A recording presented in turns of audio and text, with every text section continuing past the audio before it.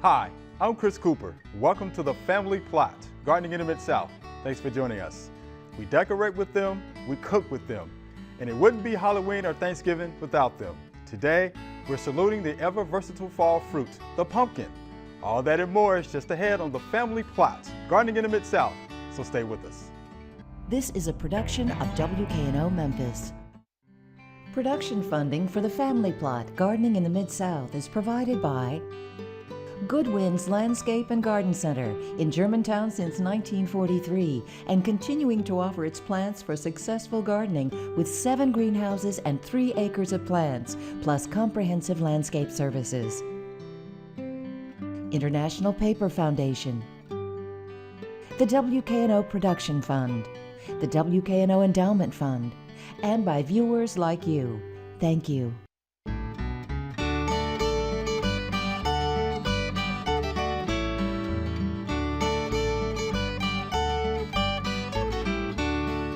Hi, welcome to the Family Plot.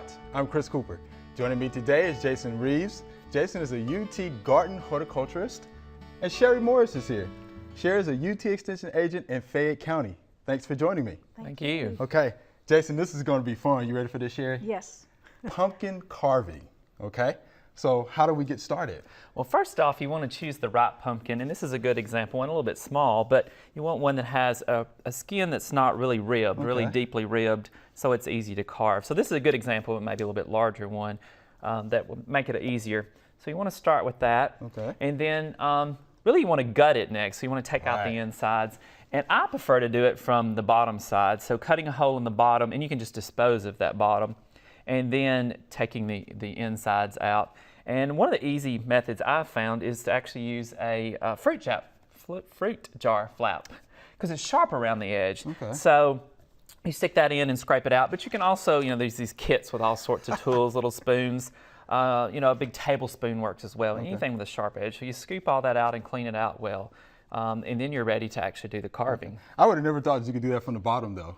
Well, if you do it from the bottom, you actually don't see and you don't mess up the top. Yeah, it makes sense now. And then we'll talk about lighting in a little bit, and I'll explain that. But then you're ready to carve once you've got the inside cleaned out. So there's several methods of carving. The more traditional method, of course, is actually cutting through with some of these tools. You can use a steak knife, something serrated, where you actually cut all the way through the pumpkin, and that's the traditional way.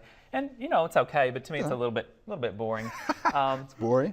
For someone that's not really creative and doesn't want to do that, a simple method is to take a drill.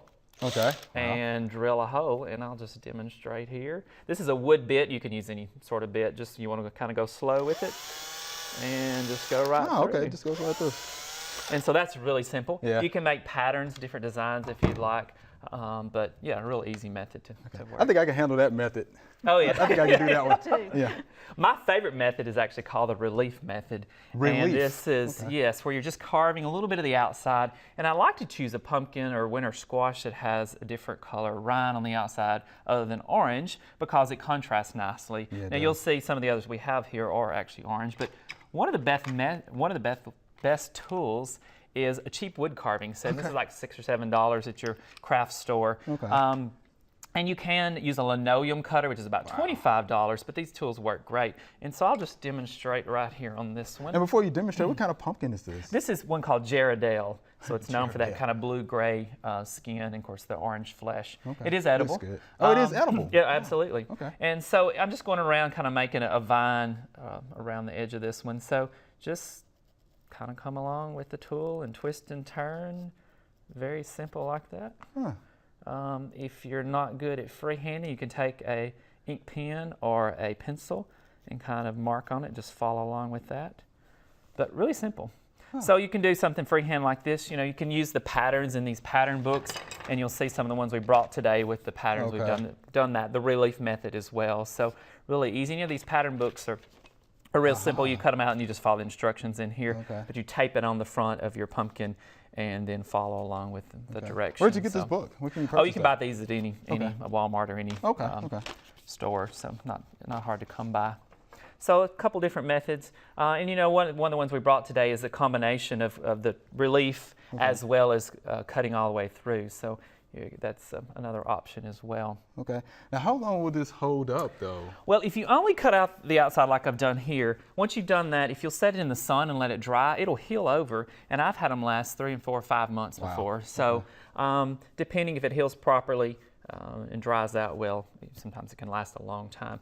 Now, if you want to light this, you actually would, just like we talked about gutting a while ago, you do it from the bottom side. Okay. And of course, it's not going to last but a few days once you do that. Okay. But if you're just enjoying it like this, it can last months. So you can do this ahead of time and then just before Halloween, actually gut it and then light it. If you want the light to shine through, kind of like stained glass, from the inside, you scrape out a lot of the flesh, again, using that fruit jar flap or a spoon. So you get it down to maybe a 1/2 inch to a 1/4 inch thick. And then once you put your light on the inside, it actually shines through. So again, kind of like stained glass effect. Okay. So that works really well. So a little bit about lighting. I prefer to use white lights, Christmas lights or whatever, because they don't build up heat like a candle, and you don't have the smoke as well. So you just shove that whole strand of lights up in the pumpkin, and of course with the extension cord running out the back, and that gives you a lot of bright light, again, without building up the heat in there. You know, if you do use a candle, you do have to cut a top, or at least a hole in the bottom, or top, I'm sorry, to vent that so the heat doesn't build up. But you don't have to worry about that using the Christmas lights. And there's all sorts of battery-operated lights as well, and strobe light type devices you can put in there.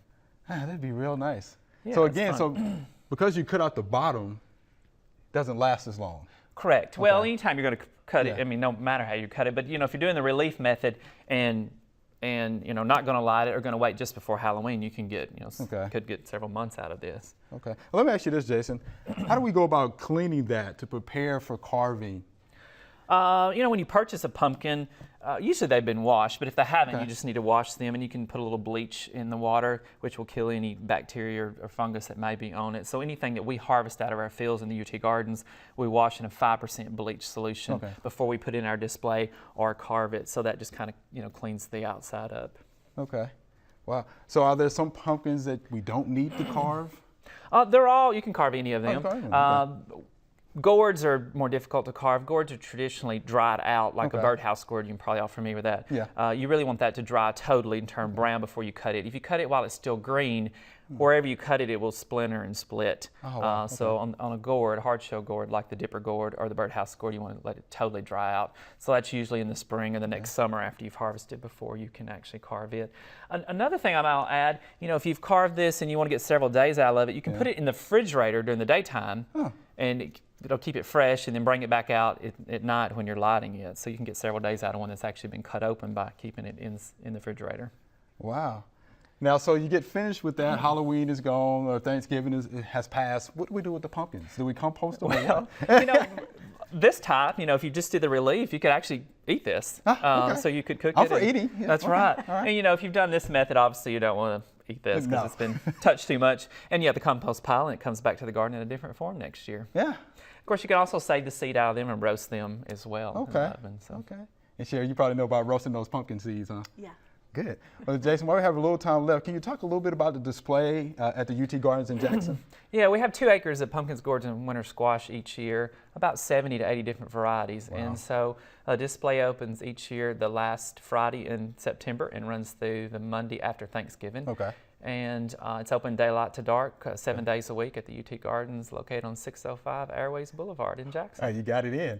Now tell me this, how many pumpkins and gourds and, you know, winter squash, how many of that stuff, how many do you use? We use roughly about 5,000, and that includes the little guys as well. 5,000. So you start counting those little guys, they add up real quick. So yeah, there's quite a bit in the display. So every year you do something different? There's a different theme? Changes every year, and I really don't plan a whole lot ahead because you don't know what you're going to have to actually harvest, the quantity of each thing. So it's kind of, we put it together as it goes. It takes about 5 of us a week to do it, volunteers and a couple employees. So when do you start, you know, actually putting the display together? We start usually the 3rd week in September, and again it opens the last Friday in September. So. Oh, so it's a pretty busy time. Yeah, it's a very busy time. And then we depend on the master gardeners to help harvest and wash and prepare them for the display. Yeah, so 5,000? Yeah, that's going to be a lot to wash. It wouldn't be possible without the Madison County Master Gardeners, so they're a huge help to us. All right, well, let's thank the Madison County Master Gardeners for that, and your helpers, too. Oh, yes. I'm pretty sure you need them as well. Oh, absolutely. Okay, well, thanks, Jason. We appreciate that. All right, thank you. All right. There are a number of gardening events going on in the next couple of weeks. Here are just a few that might interest you.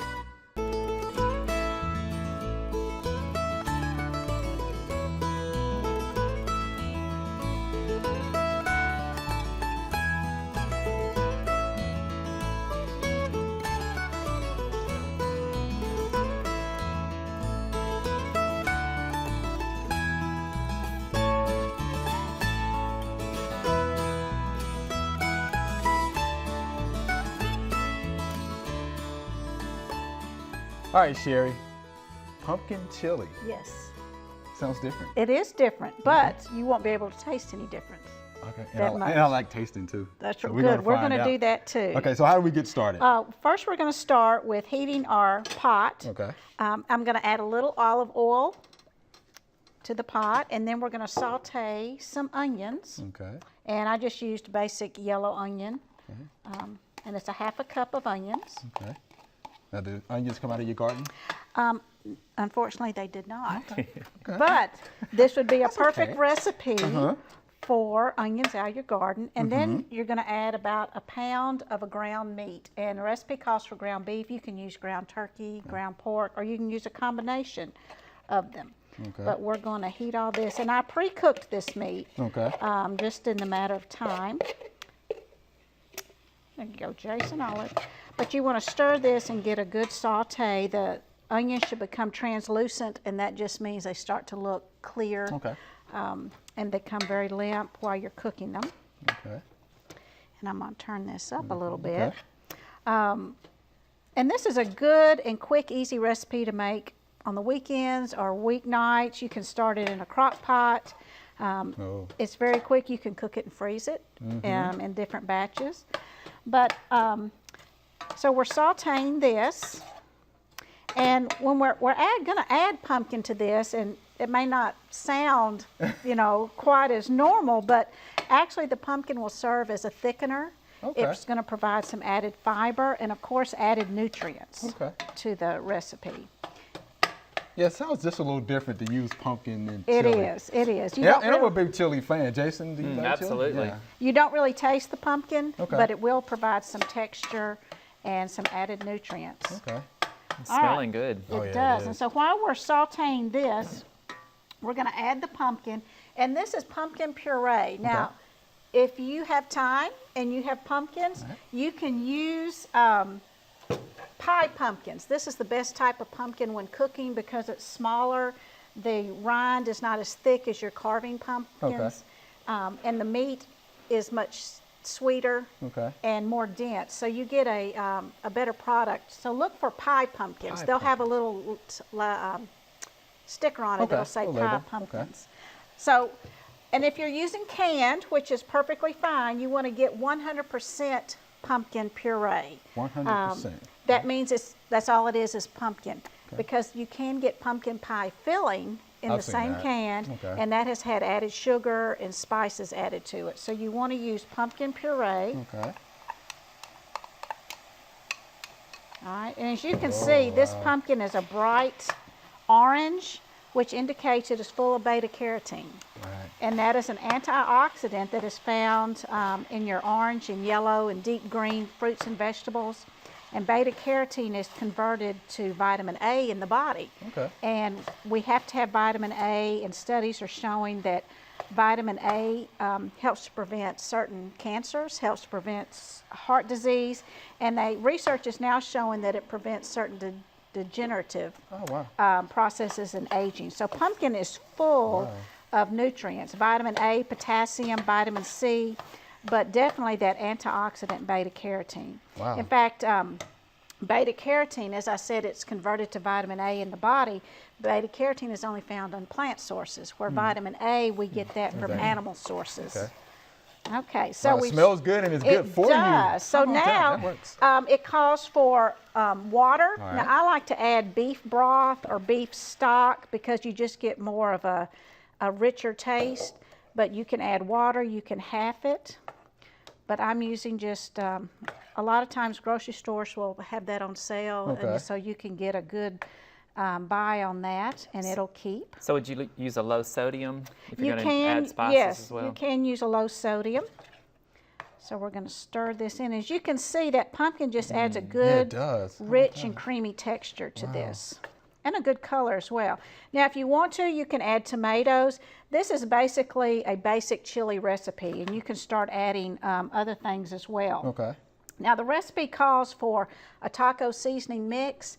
However, most of those mixes are high in sodium. Okay. So I like to make my own taco seasoning, and you can make this for pennies.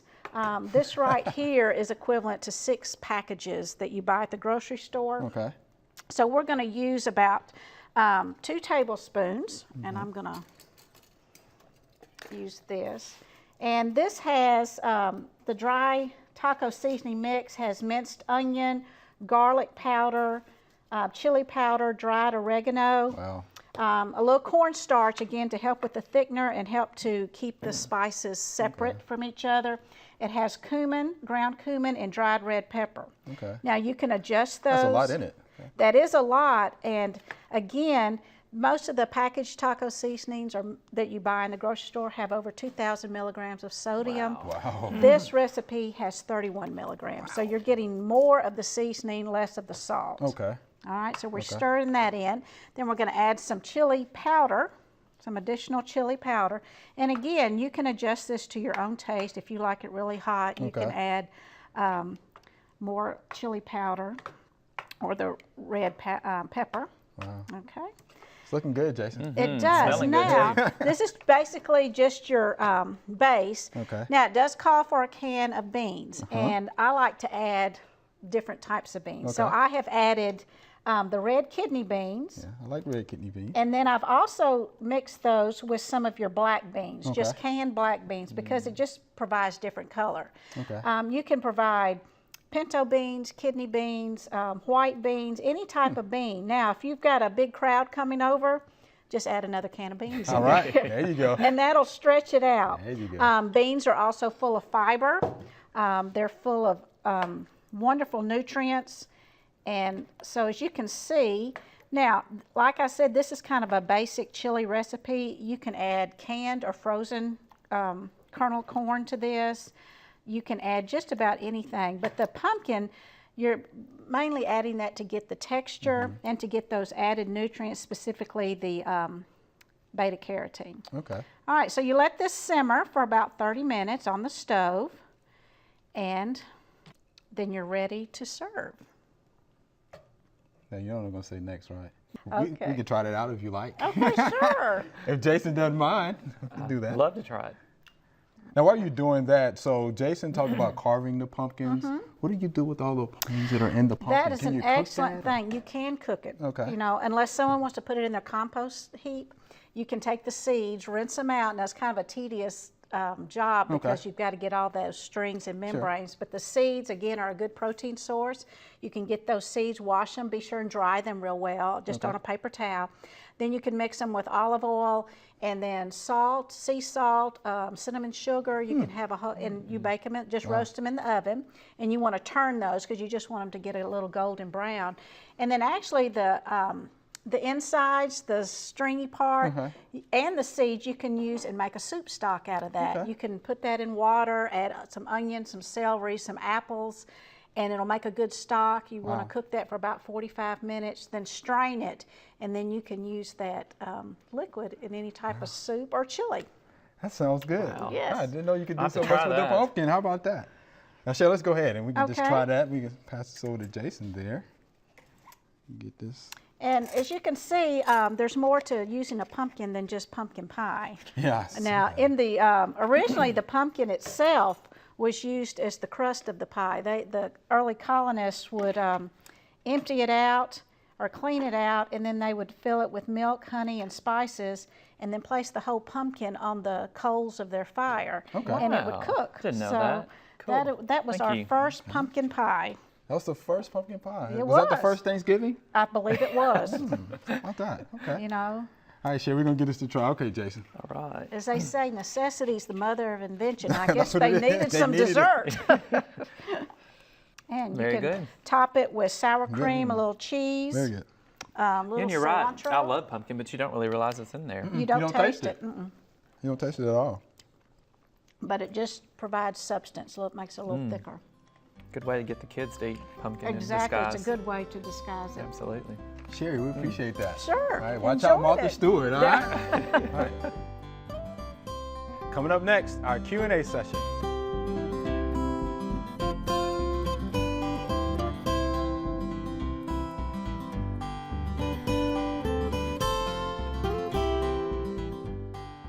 All right, this is our Q&A session. And Sherry, you jump in there with us, okay? Sure. All right. Here's the first letter email from Corinda in Staten, Tennessee.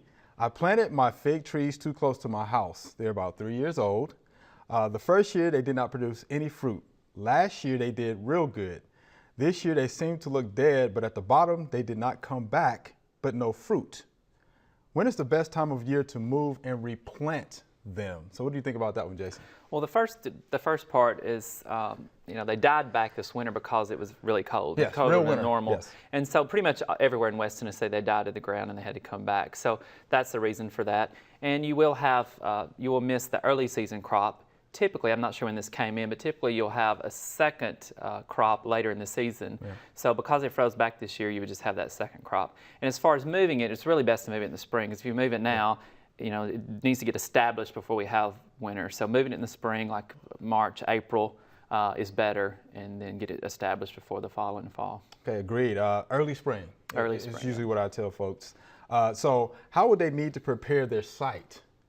They need to build the soil up? Sure. I mean, the more soil preparation you do, the better the plant's going to grow. So figs like well-drained soil, they're Mediterranean plants, so keep that in mind. If you've got heavy clay, you need to amend it to add good drainage. Okay. Would they need to, prune it back any before they transplanted it, you think? Well, probably not, especially if it froze to the ground this year and not being that old to begin with. If it is bigger than you can handle, obviously you can cut it back, so it won't hurt it to trim it back. Okay. And make sure you water it in once you transplant it, because a lot of people forget to do that, so water it in. All right, Corinda, there you have it. Here's our next viewer email and a photo from Terry. This was growing in my flowering container last summer. Can you tell me what it is and if it is safe? Well, the picture shows it being a mushroom of some sort. And, yeah. Mushrooms are natural. They're out there. The spores blow around. And, whether this is indoors or out, I'm not sure. But if it was outdoors, the spore probably landed in there and maybe even been brought in and still come up. So it is a mushroom. It probably only lasted a week or so. I'm assuming she probably pulled it up. We don't recommend you eat mushrooms unless you're a trained person. You would not want to eat that. But it's not going to hurt anything. It's just a natural process of organic matter breaking down where the fungus grows and the mushroom grows. Yeah, it's just breaking down dead organic matter. Absolutely. It's all it's doing. Yeah. And believe it or not, I've seen this before, and there's a name for it. It's called the flower pot parasol.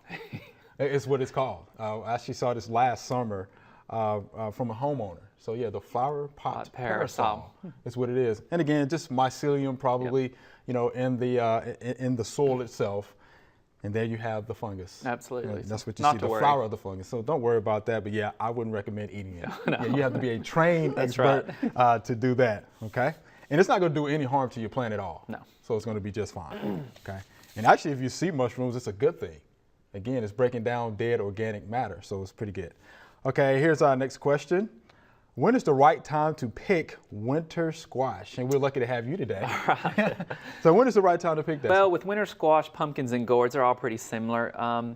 They need to be mature. And the way you know they're mature is the vines begin to kind of go down. Also, the rind on the outside, it hardens. And the rule of thumb is, and I don't necessarily go by this, but if you can take your thumbnail and you press it on the rind itself, if it goes in, it's not ready. Well, if it goes in, you've scarred the pumpkin. Yeah, that's right. So you don't want to do that. So I use my thumb and just press really hard. If it's really firm, it's ready. Also, the color will change a little bit depending on maturity, depending on the kind of pumpkin gourds or winter squash. And part of that just comes with trial and error. But this time of year, if you haven't picked them, it's probably you need to go ahead and get them out of the field. So. Wow. Well, look, let me ask you about this too. So how do you go about storing your winter squash? Well, what's the best way to when do you that? harvest them, you want to wash them and get all the dirt off them. And a little bit of bleach in the water, like a 5% solution, will kill any bacteria or fungus or spores that's on it. And then you want to store them in a dry area that's not too cold and not too hot. So, probably ideal conditions maybe between 65 and 70. Wow. I'm just kind of guessing at that. But it doesn't, obviously doesn't need to freeze and doesn't need to be too hot. But air circulation is really good. So an area where you've got good air circulation is really important. So we don't need to stack them on top of each other. I've seen people do that. But yeah, best not to. Best not to do that. Sometimes if you're just storing it in the house near an air vent where you do have that good air circulation is helpful. Garage? A garage can work. Okay. I don't recommend you lay them on the concrete because it can be Okay, cool, okay. but off the ground. And you know, if you're keeping it all winter, maybe in the garage up against the part of the garage is near the house where it's a little Okay. bit warmer, attached to the What about on house. So- straw? Can you get you? Straw, as long as it's dry. You wouldn't want to be wet because that would harbor the fungus. But Okay. Thank you, Jason. all right. Thanks, Sherry. We're out of time. That's all we have time for today. Thanks for watching. I'm Chris Cooper. Be sure to join us next time for the Family Plot, Gardening in the Mid-South. Be safe.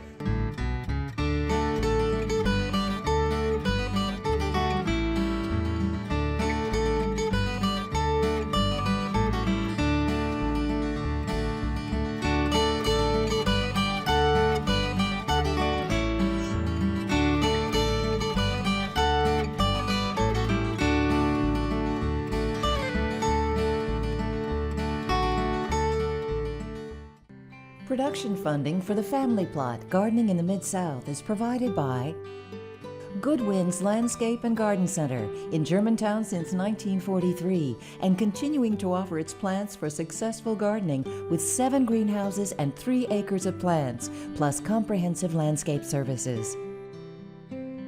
International Paper Foundation, the WKNO Production Fund, the WKNO Endowment Fund, and by viewers like you. Thank you.